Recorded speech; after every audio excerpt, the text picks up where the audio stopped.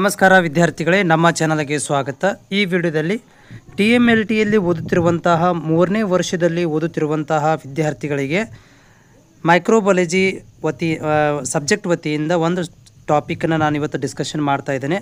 So ಅದು ಯಾವುದಂತಂದರೆ ಮೈಕ್ರೋಬಯಾಲಜಿಯಲ್ಲಿರುವಂಥದ್ದು ಸ್ಟೆಫಿಲೋಕೊಕಸ್ ಆರಿಯಸ್. ಸೊ ಇದು ಬ್ಯಾಕ್ಟೀರಿಯಾ, ಡಿಫ್ರೆಂಟ್ ಟೈಪ್ ಆಫ್ ಬ್ಯಾಕ್ಟೀರಿಯಲ್ಲಿ ಒನ್ ಟೈಪ್ ಆಫ್ ಬ್ಯಾಕ್ಟೀರಿಯಾ ಇದು. ಸೊ ಇದರ ಬಗ್ಗೆ ನಾನು ಸಂಪೂರ್ಣವಾದಂಥ ವಿವರಣೆಗಳನ್ನು ಕೊಡ್ತೇನೆ. ಇದರಲ್ಲಿ ನಿಮಗೆ ಈ ಒಂದು ಸ್ಟೆಫಿಲೋಕೊಕಸ್ ಆರಿಯಸ್ ಅಂದರೆ ಏನೋ, ಆಮೇಲೆ ಆ ಸ್ಟೆಫಿಲೋಕೊಕಸ್ ಆರಿಯಸ್ ಒಳಗಡೆ ಅದರ ಪ್ಯಾಥೋಜೆನಿಸಿಸ್ ಯಾವ ರೀತಿಯಾಗಿರುತ್ತೆ ಮತ್ತು ಅದನ್ನು ನಾವು ಹೆಂಗೆ ಫೈಂಡಿಂಗ್ಸ್ ಮಾಡ್ಕೊತೀವಿ ಅನ್ನೋದ್ರ ಬಗ್ಗೆ ಡಿಸ್ಕಷನ್ ಮಾಡ್ತೀನಿ. ವಿಡಿಯೋ ಪೂರ್ತಿಯಾಗಿ ನೋಡಿ. ಜೊತೆಗೆ ಚಾನಲ್ಗೆ ಹೊಸಬರಾಗಿದ್ದರೆ ಚಾನಲ್ ಸಬ್ಸ್ಕ್ರೈಬ್ ಮಾಡಿ, ಜೊತೆಗೆ ಲೈಕನ್ನು ಕೂಡ ಮಾಡೋದನ್ನು ಮರಿಬೇಡಿ. ಅದ್ರ ಜೊತೆಗೆ ನಿಮ್ಗೆ ಯಾವ್ದಾದ್ರು ಟಾಪಿಕ್ ಬೇಕಾಗಿದ್ದರೆ ನನಗೆ ಕಾಮೆಂಟ್ಸ್ ಮುಖಾಂತರ ತಿಳಿಸ್ಬೋದು. ನಾನು ಫ್ರೀ ಇದ್ದಾಗ ವಿಡಿಯೋ ಮುಖಾಂತರ ನಿಮಗೆ ಶೇರ್ ಮಾಡ್ತೇನೆ. ಸೊ ನೋಡಿ, ಗ್ರಾಮ್ ಪಾಸಿಟಿವ್ ಬ್ಯಾಕ್ಟೀರಿಯಾದಲ್ಲಿ ಬರುವಂಥದ್ದು ಯಾವುದಪ್ಪ ಅಂತಂದರೆ ನಮ್ಮ ಗ್ರಾಮ್ ಪಾಸಿಟಿವ್ ಬ್ಯಾಕ್ಟೀರಿಯಾಗಳಲ್ಲಿ ಬರುವಂಥದ್ದು ಗ್ರಾಮ್ ಪಾಸಿಟಿವ್ ಕಾಕ್ಸೈಗಳು. ಈ ಒಂದು ಗ್ರಾಮ್ ಪಾಸಿಟಿವ್ ಕಾಕ್ಸೈ ಒಳಗಡೆ ಸ್ಟೆಫಿಲೋಕೊಕಸ್ ಆರಿಯಸ್ ಅನ್ನೋದು ಬರುತ್ತೆ.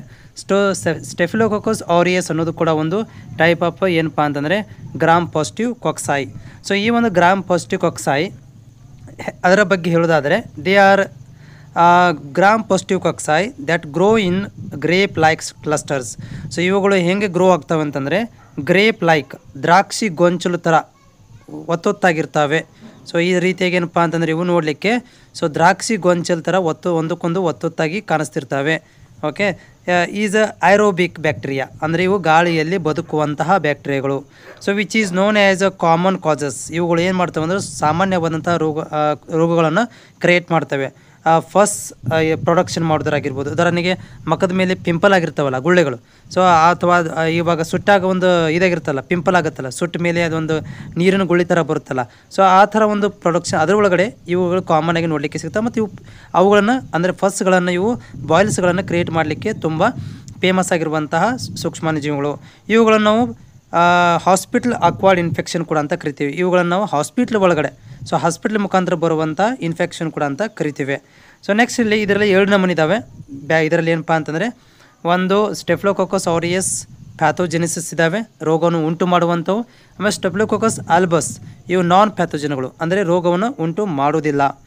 ಸೊ ನೆಕ್ಸ್ಟ್ ಏನಂತಂದರೆ ಇವರ ಮಾರ್ಪಾಲಜಿ ಬಗ್ಗೆ ನೋಡೋಣ. ಸೊ ಮಾರ್ಪಾಲಜಿ ಅಂತಂದರೆ ಅವುಗಳ ಆಕಾರ ಹೇಗಿರುತ್ತೆ, ಓಕೆನಾ. So they are spherical in shape. ಯಾವಾಗಲೂ ಇವು ರೌಂಡ್ ನೋಡಲಿಕ್ಕೆ ರೌಂಡ್ ಶೇಪಲ್ಲಿ ಇರ್ತವೆ. Bacteria with diameter 1 micrometre diameter ಇರ್ತವೆ. ಅಂದರೆ ಒಂದೊಂದು ಏನು ಸ್ಪೆರಿಕಲ್ ಶೇಪ್ ಇದಾವಲ್ಲ ಇವು ಒಂದೊಂದು ಮೈಕ್ರೋಮೀಟರ್ ಡಯಾಮೀಟರ್ನ ಹೊಂದಿರ್ತವೆ. They are arranged in grape like clusters. ನಾ ಹೇಳಿದಾಗ ನಿಮಗೆ ಒಂದೊಂದಕ್ಕೊಂದು ದ್ರಾಕ್ಷಿ ಗೊಂಚಲ್ ಥರ ನೋಡಲಿಕ್ಕೆ ಸಿಗ್ತಾವೆ. ಅಂದರೆ ಇವು ಬೆಳೆಯೋದು ಹೆಂಗಂತಂದರೆ ಒಂದಕ್ಕೊಂದು ಒತ್ತೊತ್ತಾಗಿರ್ತವೆ. ಅಂದರೆ ಒಂದಕ್ಕೊಂದು ಇವು ರೌಂಡ್ ಶೇಪ್ ಇದ್ದಾವೆ ಒಂದೊಂದು, ಆದರೆ ಇವು ಯಾವಾಗಲೂ ಒಂದಕ್ಕೊಂದು ಏನಪ್ಪ ಅಂತಂದರೆ ದ್ರಾಕ್ಷಿ ಗೊಂಚಲ್ ಥರ ಹೊಂದ್ಕೊಂಡಿರ್ತವೆ. ಯಾಕಂತಂದರೆ ಇವು ಸೆಲ್ ಡಿವಿಷನ್ ಆದಮೇಲೆ, ಸೊ ಅವು ಸೆಲ್ ಡಿವಿಷನ್ ಅಂದರೆ ಈಗ ಒಂದು ಇದ್ದಿದ್ದು ಸ್ಪ್ಲಿಟ್ಟಾಗಿ 2 ಆದಮೇಲೆ ಅವು ಏನಾಗ್ತಾವೆ ಅಂದರೆ ಸಪ್ರೇಟ್ ಆಗೋದಿಲ್ಲ, ಒಂದಕ್ಕೊಂದು ಒತ್ತೊತ್ತಾಗಿನೇ ಇರ್ತವೆ. ಯಾಕಂದರೆ ಡಾಟರ್ ಸೆಲ್ಗಳು ಅವುಗಳ ಪಕ್ಕದಲ್ಲೇ ಇರ್ತವೆ. ಹೀಗಾಗಿ ಇವು ಗ್ರೇಪ್ ಲೈಕ್ ಸ್ಟ್ರಕ್ಚರ್ ಥರ ಕಾಣಿಸ್ತಿರ್ತವೆ. ಸೊ ಅದನ್ನೇ ಹೇಳ್ತಾ ಇದ್ದೀವಿ ಇಲ್ಲಿ ಏನಂತಂದರೆ ಇವು ಡಾಟರ್ ಸೆಲ್ಗಳು ರಿಮೇನ್ಸ್ ಕ್ಲೋಸ್. ಸೊ ಏನಪ್ಪ ಅಂದರೆ ಇವು ನಿಮ್ಮ ಕ್ಲೋಸ್ ಇನ್ ಕಾಂಟ್ಯಾಕ್ಟಲ್ಲಿ ಇರ್ತವೆ. ಯಾವಾಗಂದ್ರೆ ಇವು ಸೆಲ್ ಡಿವಿಷನ್ ಆದಮೇಲೆ ಇವು ಗ್ರೇಪ್ ಲೈಕ್ ಸ್ಟ್ರಕ್ಚರ್ ಯಾಕೆ ಬಂತಂದರೆ ಸೆಲ್ ಡಿವಿಷನ್ ಆದ ತಕ್ಷಣವೇ ಅದರ ಒಂದು ಮರಿ ಇರುತ್ತಲ್ಲ ಅದ್ರ ಪಕ್ಕದಲ್ಲೇ ಬೆಳೆಯುತ್ತೆ, ಇದ್ರ ಮರಿ ಇದ್ರ ಪಕ್ಕದಲ್ಲಿ ಬೆಳೆಯುತ್ತೆ. ಈ ರೀತಿಯಾಗಿ ಏನಾಗ್ತಾವೆ ಅಂದರೆ ಒಂದಕ್ಕೊಂದು ಪಕ್ಕದಲ್ಲಿ ಬೆಳೆದು ನೋಡಲಿಕ್ಕೆ ಗ್ರೇಪ್ ಲೈಕ್ ಕ್ಲಸ್ಟರ್ ಥರ ಕಾಣಿಸ್ತವೆ. ಆಮೇಲೆ ವೆರಿ ಇಂಪಾರ್ಟೆಂಟ್ ಪಾಯಿಂಟ್ ಅಂದರೆ ದೇ ಆರ್ ನಾನ್ ಮೊಟೈಲ್. ಇವು ಚಲನವಲನ ಇಲ್ಲದಕ್ಕೆ, ಯಾಕಂದರೆ ಇವುಗಳಿಗೆ ಬಾಲ ಇಲ್ಲ, ಪ್ಲೆಜೆಲ ಇಲ್ಲ. ಹೀಗಾಗಿ ಇವೇನಾಗೋದಿಲ್ಲ ಅಂದರೆ ಚಲಿಸುವುದಿಲ್ಲ. And non ಸ್ಪೋರಿಂಗ್ organisms. ಇವುಗಳ ಮೇಲ್ಭಾಗದಲ್ಲಿ ಯಾವುದೇ ಥರಂಥ ಸ್ಪೋರ್ ಫಾರ್ಮೇಷನ್ ಆಗಿಲ್ಲ. ಓಕೆ, ನಾನ್ ಸ್ಪೋರಿಂಗ್ ಅಂದರೆ ಯಾವುದೇ ಥರಂಥ ಸ್ಪೋರನ್ನು ಹೊಂದಿಲ್ಲ ಈ ಒಂದು ಬ್ಯಾಕ್ಟೀರಿಯಾಗಳು. ಇದು ಅಬೌಟ್ ಏನಂತಂದರೆ ಬ್ಯಾಕ್ಟೀರಿಯಾ ಹೆಂಗಿದೆ ನೋಡಲಿಕ್ಕೆ ಅಂತ. ಸೊ ನೆಕ್ಸ್ಟ್ ಏನಂದರೆ ಇವುಗಳನ್ನು ನಾವು ಲ್ಯಾಬಲ್ಲಿ ಬೆಳೆಸಬೇಕಾದ್ರೆ, ಇನ್ ಕೇಸ್ ಆಫ್ ಲ್ಯಾಬಲ್ಲಿ ನಾವೇನೋ ಬೆಳೆಸ್ಬೇಕಂದ್ರೆ ಇವುಗಳ ಕಲ್ಚರ್ ಮಾಡ್ತೀವಿ. ಸೊ ಇವುಗಳ ಕಲ್ಚರ್ ಮಾಡಬೇಕಾದ್ರೆ ಇದು ಒಂದಷ್ಟು ಕೀ ಪಾಯಿಂಟ್ಗಳು ನೆನಪಿಟ್ಕೊಂಡಿರಬೇಕು. ಈ ಒಂದು ಐರೋಬಿಕ್ಗಳು, ಇವು ಗಾಳಿಯಲ್ಲಿ ಅಂದರೆ ಆಕ್ಸಿಜನ್ ಜೊತೆಗೆ ಬೆಳೆಯುವಂತಹ ಒಂದು ಸೂಕ್ಷ್ಮಾಣುಜೀವಿಗಳು. ಆಮೇಲೆ ಇವು ಆರ್ಡಿನರಿ ಮೀಡಿಯಾ ಅಂದರೆ ಯಾವುದು, ಬ್ಲಡ್ ಅಗಾರ, ಮೆಕಾಂಕಿ ಅಗಾರ, ಮತ್ತು ಪೆಪ್ಟೋನ್ ವಾಟರ್, ಆಮೇಲೆ ನ್ಯೂಟ್ರಿಯೆಂಟ್ ಅಗಾರ.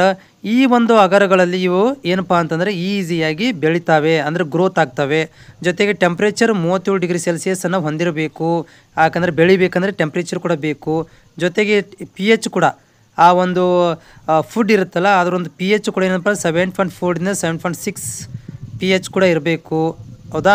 ಆಮೇಲೆ ಇದರಲ್ಲಿ ಯಾವ್ದಾದ್ರು ಒಂದು ಏನಪ್ಪ ಅಂದ್ರೆ ನಾವಿಲ್ಲಿ ಮೀಡಿಯಾವನ್ನು ಯೂಸ್ ಮಾಡ್ಕೋಬೋದು. ಉದಾಹರಣೆಗೆ ಬ್ಲಡ್ ಅಗಾರ್ ಯೂಸ್ ಮಾಡ್ಕೊಳ್ರಿ, ಮೆಕಾಂಕಿ ಅಗಾರನ್ನು ಅಥವಾ ಪೆಪ್ಟೋನ್ ವಾಟರನ್ನು ಅಥವಾ ನ್ಯೂಟ್ರಿಯೆಂಟ್ ಅಗಾರಗಳನ್ನು ಯೂಸ್ ಮಾಡಿಕೊಂಡು ಈ ಒಂದು ಬ್ಯಾಕ್ಟೀರಿಯಾಗಳನ್ನು ನಾವಿಲ್ಲಿ ಲ್ಯಾಬಲ್ಲಿ ಬೆಳೆಸ್ಬೋದು. ಓಕೆ, ಸೊ ಇದೊಂದಷ್ಟು ಅದರ ಬಗ್ಗೆ ಒಂದಷ್ಟು ಸಂಕ್ಷಿಪ್ತವಾದಂಥ ವಿವರಣೆಗಳು. ನೆಕ್ಸ್ಟ್ ವೆರಿ ಇಂಪಾರ್ಟೆಂಟ್ ಅಂದರೆ ನಮ್ಮ ಕ್ವಶನ್ ಪೇಪರಲ್ಲಿ ಕೇಳುವಂಥದ್ದು ಪ್ಯಾಥೋಜೆನೆಸಿಸ್. ಭಾಳ ಜಾಸ್ತಿ ಕ್ವಶನ್ ಕೇಳೋದು ಪ್ಯಾಥೋಜೆನೆಸಿಸ್ ಆಫ್ ಸ್ಟೆಫ್ಲೋಕಾಕಸ್ ಆರಿಯಸ್ ಅಂತಲೇ ಕೇಳೋದು. ಓಕೆ, ಸ್ಟೆಫ್ಲೋಕಾಕಸ್ ಆರಿಯಸ್ ಇದ್ರ ಪ್ಯಾಥೋಜೆನೆಸಿಸ್ ಅಂದರೆ ಏನು ರೀ? ಇವ್ರ ಪ್ಯಾಥೋಜೆನೆಸಿಸ್ ಅಂದರೆ ಇವು ರೋಗವನ್ನು ಎಲ್ಲಿ ಉಂಟು ಮಾಡ್ತವೆ? ಈಗ ನಮ್ಗೆ ಮನುಷ್ಯನಿಗೆ ಅಥವಾ ಪ್ರಾಣಿಗಳಿಗೆ ಬಂದಾಗ ಇವು ಏನು ಉಂಟು ಮಾಡ್ತಾವೆ, ಇವು ಅಟ್ಯಾಕ್ ಅದು ಅಂತಂದರೆ ಏನೆಲ್ಲ ರೋಗಗಳು ಬರ್ತಾವೆ, ಯಾವ ರೀತಿ ಕಾಣಿಸ್ತಾವೆ ಅನ್ನೋದ್ರ ಬಗ್ಗೆ ಇರುತ್ತೆ. ಸ್ಟೆಫ್ಲೋಕಾಕಸ್ ಆರಿಯಸ್ ಪ್ರೊಡ್ಯೂಸಸ್ ಡಿಫ್ರೆಂಟ್ ಇನ್ಫೆಕ್ಷನ್ಸ್. ಸ್ಟೆಫ್ಲೋಕಾಕಸ್ ಆರಿಯಸ್ಗಳು ಬೇರೆ ಬೇರೆ ಥರದಂಥ ಇನ್ಫೆಕ್ಷನ್ಗಳನ್ನು ಕ್ರಿಯೇಟ್ ಮಾಡ್ತವೆ. ಇಲ್ಲಿ ಒಂದಷ್ಟು ಲಿಸ್ಟ್ ಅದಾವೆ. ಒಂದೇದು ಯಾವುದು ಅಂತಂದರೆ ಇಲ್ಲಿ ಕಿಟನಸ್ ಇನ್ಫೆಕ್ಷನ್. ಕಿಟನಸ್ ಇನ್ಫೆಕ್ಷನ್ ಅಂದ್ರೆ ಏನು?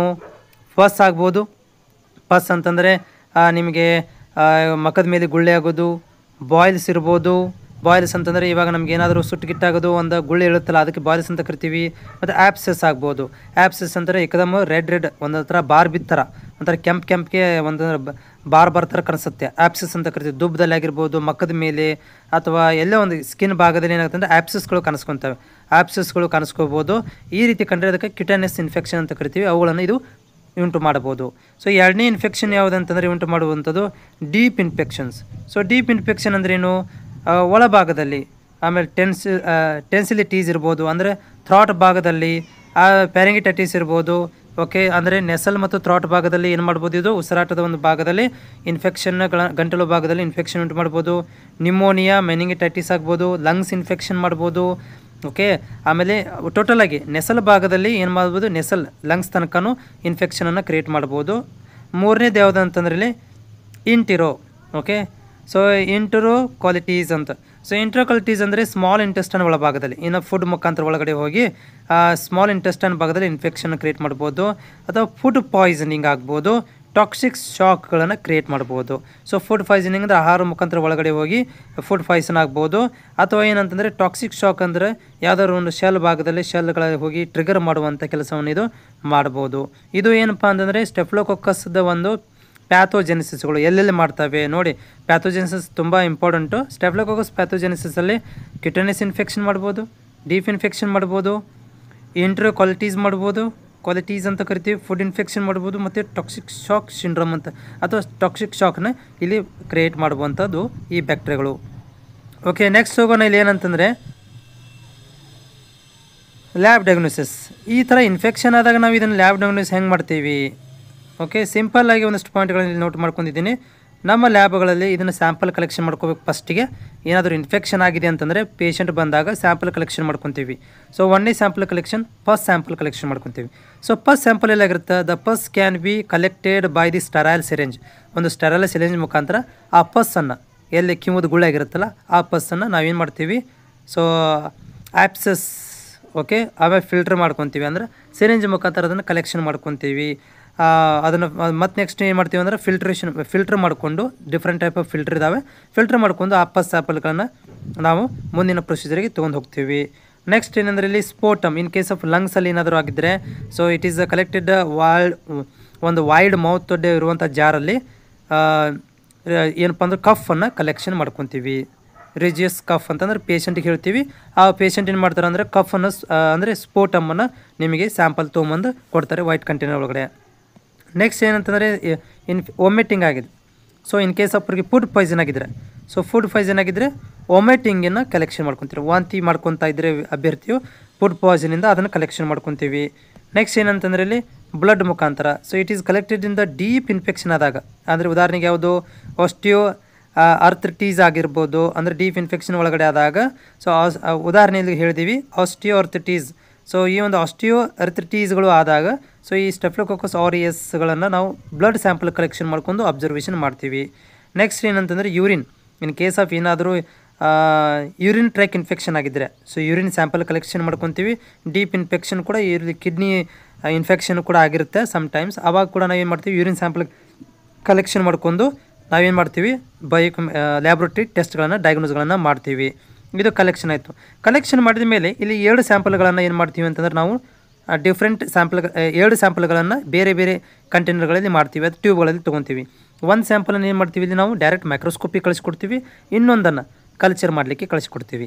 ಡೈರೆಕ್ಟ್ ಮೈಕ್ರೋಸ್ಕೋಪಲ್ಲಿ ನಾವು ಈಸಿಯಾಗಿ ನೋಡ್ಕೊಂಡ್ಬಿಡ್ತೀವಿ. In case of the specimen is placed on the clean sterile slide and smear prepared add a gram stain and observe the under the microscope. So ಏನು ಸಿಂಪಲ್ಲಾಗಿ ಒಂದು ಏನು ಮಾಡ್ತೀವಿ ಅಂದರೆ ಇಲ್ಲಿ ನಾವು ಸ್ಮಿಯರ್ ಪ್ರಿಪ್ರೇಷನ್ ಮಾಡ್ಕೊಂಡು ಸ್ಟೇನಿಂಗ್ ಮಾಡಿಕೊಂಡು ಮೈಕ್ರೋಸ್ಕೋಪಲ್ಲಿ ಅಬ್ಸರ್ವೇಷನ್ ಮಾಡಿಬಿಡ್ತೀವಿ. ಅಲ್ಲೇನಾದರೂ ನಮಗೇನಾದರೂ ಈ ರೀತಿಯಾಗಿ cluster like round in shape, spherical in shape ಈ ಥರ ಏನಾದರೂ ಕಂಡುಪ್ಪ ಅಂದರೆ ಓಕೆ, ನಾವು ಅಂದ್ಕೊಂಡಿದ್ದು ಸ್ಟೆಫಿಲೋಕೋಕಸ್ ಆರಿಯಸ್ ಪ್ರೆಸೆಂಟ್ ಇದೆ ಸ್ಯಾಂಪಲ್ ಒಳಗಡೆ ಅಂತ ಗೊತ್ತಾಗ್ಬಿಡುತ್ತೆ. ಇಲ್ಲಪ್ಪ ನಮ್ಗೆ ಅದು ಮೈಕ್ರೋಸ್ಕೋಪಲ್ಲಿ ಸರಿಯಾಗಿ ನೋಡಲಿಕ್ಕೆ ಸಿಗ್ತಾ ಇಲ್ಲ ಅಂದಾಗ ನಾವು ಏನು ಮಾಡ್ತೀವಿ ಅಂತಂದ್ರೆ ಕಲ್ಚರಿಗೆ ಕಳಿಸ್ಕೊಡ್ತೀವಿ.